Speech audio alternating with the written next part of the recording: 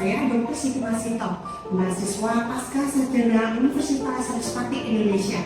Saya bekerja di Rumah Sakit Bayangkara Medikal Polri Jakarta Selatan.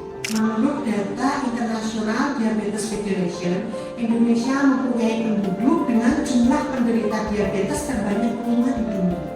Nah, semakin tahun dalam 10 tahun terakhir ini, penduduk Indonesia semakin meningkat jumlah pasien diabetesnya. Nah, nggak kebayangkan seberapa banyak jumlah penduduk Indonesia yang menderita penyakit diabetes ini. Namun, walaupun banyak sekali seperti itu, pasien dengan diabetes mellitus bisa menjalani aktivitas seperti biasa seperti pasien normal atau orang normal. Nah, apabila menjalani pola hidup yang sehat. Dalam kesempatan ini saya akan membahas tentang bagaimana para pasien diabetes bisa menjalani puasa dengan aman, nyaman, dan tanpa keluhan. Berpuasa itu sendiri mempunyai banyak manfaat untuk para penderita diabetes. Salah satunya adalah bisa membantu menetralkan gula darah di dalam tubuh. Yang kedua, yaitu bisa membantu menurunkan kadar kolesterol di dalam tubuh. Yang ketiga, bisa membantu menurunkan tekanan darah di dalam tubuh. Dan yang berikutnya, bisa membantu untuk meningkatkan imunitas di dalam tubuh kita. Nah, begitu banyak manfaat yang bisa didapatkan saat berpuasa, membuat para penyandang diabetes semangat untuk berpuasa. Tetapi ingat, perlu kita konsultasikan dulu ke dokter spesialis penyakit dalam atau dokter spesialis subendokrinologi untuk memastikan bahwa para diabetes tersebut bisa aman dan nyaman dalam menjalani berpuasa di bulan Ramadan. Pada prinsipnya, pasien diabetes mellitus itu boleh-boleh saja berpuasa asal gula darahnya terkontrol dengan baik dan tidak ada komplikasi penyerta saat menjalaninya. Stratifikasi resiko menurut International Diabetes Federation yaitu dibagi menjadi 3. Kelompok pertama adalah kelompok yang dinyatakan aman karena pasien tersebut dalam beberapa 3 bulan terakhir ini biasanya kita cek gula darahnya dan HbA1c untuk mengontrol apakah dalam 3 bulan terakhir ini kondisi gulanya dalam kondisi terpantau dengan baik atau terkontrol dengan baik. Nah, pada kelompok 1 ini merupakan pasien yang gula darahnya terkontrol dengan baik. Biasanya ini bisa aman untuk menjalankan puasa. Nah, untuk yang kelompok kedua itu adalah pasien-pasien yang dalam 3 bulan tersebut dia pernah sekali saja tidak begitu terkontrol gula darahnya. Nah, pada pasien ini biasanya medial, jadi harus menjalani pola hidup yang baik dan obat untuk mengontrol gula darahnya. Sehingga pada kelompok ini pasien boleh menjalankan puasa tapi dengan kontrol dokter. Nah, untuk pasien kelompok yang ketiga itu pasien yang dalam 3 bulan terakhir ini gula darah dan HbA1c-nya kurang terkontrol dan pasien-pasien yang mempunyai komplikasi seperti ginjal dan jantung. Pasien ini tidak diperkenankan untuk menjalani puasa karena ditakutkan ada komplikasi yang menyertai yang akan membuat kondisinya lebih fatal. Nah, untuk mengelompokkan 3 ini biasanya dari dokter spesialis akan mempunyai checklist. Nah, checklistnya seperti ini. Checklist ini ditentukan berdasarkan bagaimana aktivitas pasien tersebut. Apakah ada kondisi hipoglikemi dalam 3 bulan terakhir ini? Apakah ada kondisi komplikasi? Bagaimana aktivitas sehari-hari? Nah, dari semua checklist ini menentukan apakah kelompok pasien tersebut menderita di kelompok di mana? Kelompok 1, 2, atau 3. Makanya untuk memutuskan ini sebaiknya 1 atau 2 bulan sebelumnya menuju atau berkunjung ke dokter spesialis dalam atau dokter spesialis endokrinologi terlebih dahulu untuk memastikan bahwa kondisinya itu aman untuk menjalani puasa. Dia merupakan pilar yang paling penting bagi penanganan diabetes. Pada pasien diabetes apabila saat di bulan yang bukan bulan Ramadan atau bulan puasa itu akan membagi jumlah porsi makanannya ke dalam 5 atau 6 kali makan, yaitu 3 makanan utama atau 2 sampai 3 kali snack.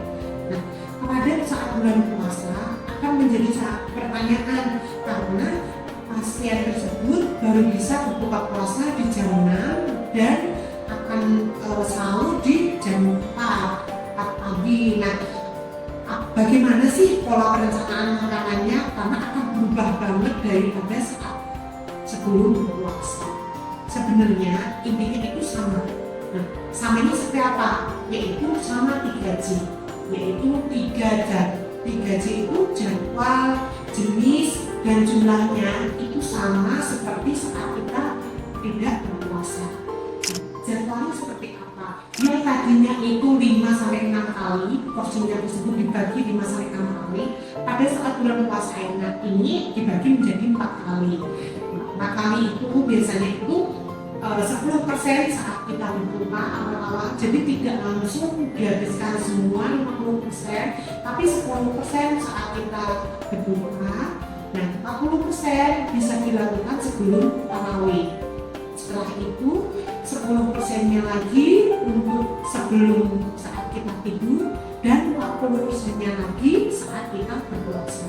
Jadi dibagi 100%, 40-40 untuk menu utama, 10-10 untuk snack, yaitu di saat berbuka puasa, yaitu menu takjil, dan 10% snack sebelum tidur. Nah, yang kedua setelah jadwal itu adalah jenis. Jenisnya itu pokoknya sama seperti kita sebelum puasa, yaitu jenis makanannya harus mengandung karbohidrat, protein hewani, protein nabati, lemak, dan air, mineral, dan serat itu harus cukup dan harus ada semua di dalam piring. Nah, jenis-jenis tersebut itu boleh beraneka ragam asalkan bisa sesuai dengan jumlah kalori yang dibutuhkan. Yang terakhir itu adalah jumlah. Jumlah disesuaikan dengan kondisi masing-masing dari pasien tersebut berdasarkan aktivitas sehari-hari. Jadi ada pasien yang memang sehari-hari aktivitasnya tinggi, yaitu banyak bekerja atau melakukan pekerjaan rumah yang memang banyak, itu biasanya memang porsi kalorinya akan lebih tinggi dibanding pasien yang memang dia tidak banyak melakukan aktivitas. Nah, jumlah tersebut itu dibagi di dalam piring. Biasanya itu untuk menu utama itu terkenal dengan 3 model piring model 3T. Nah, T-nya itu apa? Jadi seperti ini, seperti piring ini. Nah, setengah piring itu diisi oleh sayur dan buah. Seperempatnya diisi oleh karbohidrat, boleh berupa gandum, berupa nasi, atau mungkin singkong atau ubi, itu seperempatnya.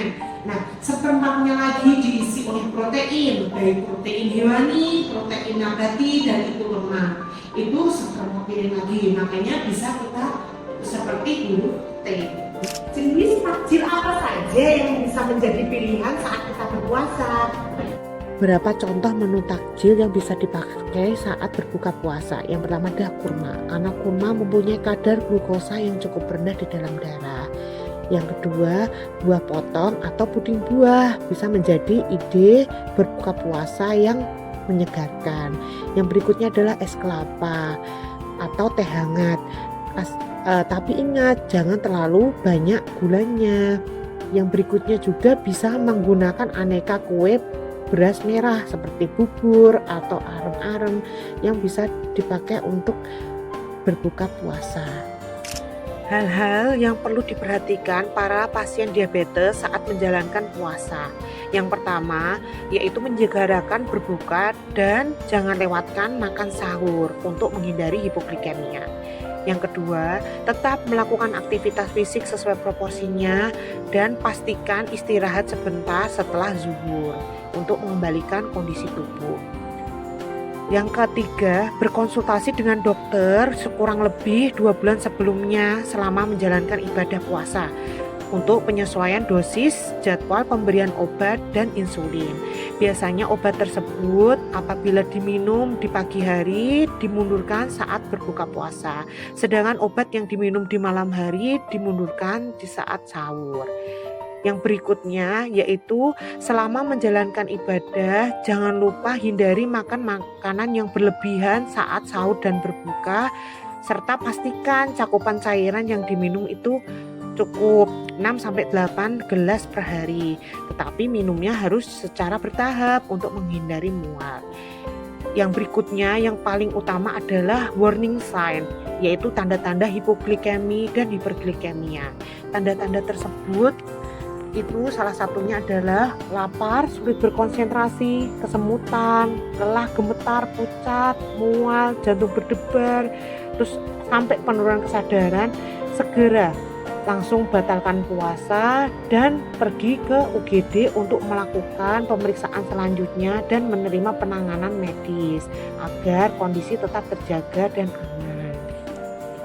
Ibadah puasa memang dilakukan oleh seluruh bangsa dan mempunyai banyak manfaat, tetapi harus bijak menentukan kapan kita bisa berpuasa dan kapan tidak. Makanya penting sekali untuk ngobrol ke dokter spesialis untuk menentukan apakah kita bisa berpuasa atau tidak, sehingga saat kita berpuasa itu nyaman, aman, dan khusyuk tanpa komplikasi. Pergi berbelanja mampir ke Jogja, lihat mati banyak yang luka. Ayo diagnosisi, cermat tentukan puasa agar kita sehat dan mulia. Buah apel tumbuh di hutan, banyak binatang datang menikmati. Ayo kita jaga kesehatan, puasa nyaman untuk sahabat diabetes ini. Oke, sekian bincang-bincang pada hari ini. Mohon maaf apabila ada salah kata dari saya.